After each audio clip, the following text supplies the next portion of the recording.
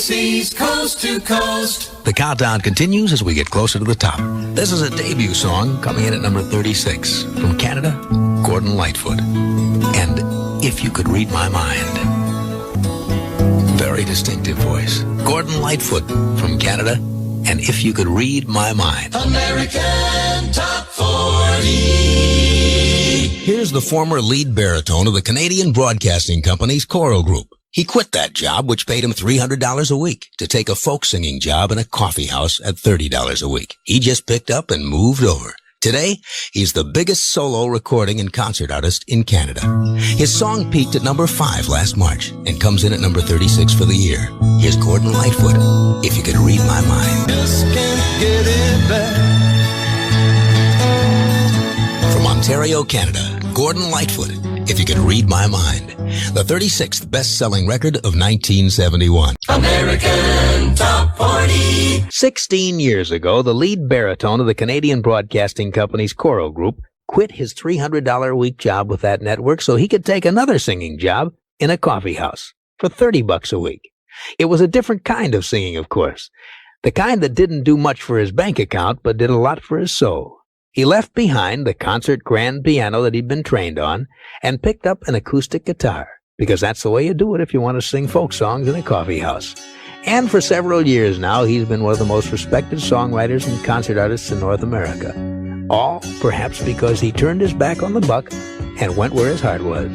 His latest hit is called Sundown. American Top 40. Well, now on AT40, I have the brand new number 1 song of the week. It's by the Canadian singer-songwriter whose biggest previous hit had been If You Could Read My Mind. And I'd like to do just that by letting him introduce himself on the first number 1 song of his long and respected career.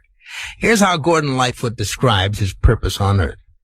The most important aspect of my life, other than the care of my family, is to write songs and make records and go sing for people. It's my function as a human being. It's what I do, what I like to do, and I just continue to do it. Billboard's number 1. Last week at number 3, this week the new number 1 song in the USA. Gordon Lightfoot's Sundown. The hits from coast to coast. Well, now I have the current hit by the Canadian singer-composer whose name is listed in the Guinness Book of World Records under the category of jive dancing. Sound strange? Well, that's what we thought when we got a letter from Greg Weaver in Shelbyville, Indiana. It seems that Greg was thumbing through his copy of the Guinness Book when he came across a category which read Dancing Jive. And this is what it said.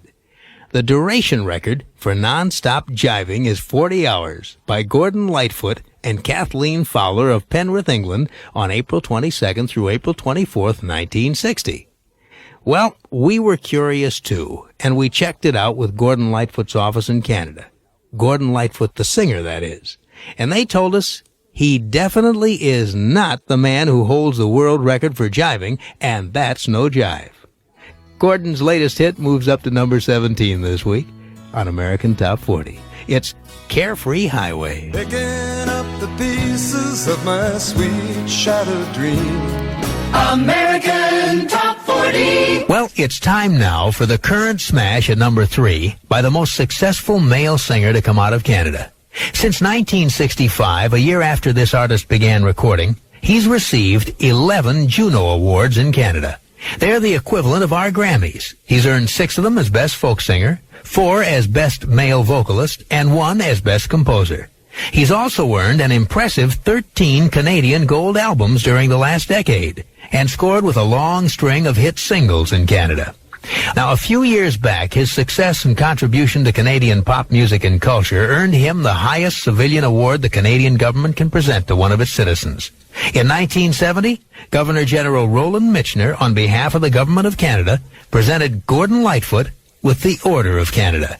And the honor is very much like the Order of the British Empire, given by the Queen of England when she knights an English subject. This week, the most successful male singer in Canada is up to number 3 on American Top 40. And the legend lives on from the Chippewa on down of the big lake they called Gitchagumi. The wreck of the Edmund Fitzgerald by Gordon Lightfoot this week at number 3 and moving up. Casey's Coast to Coast.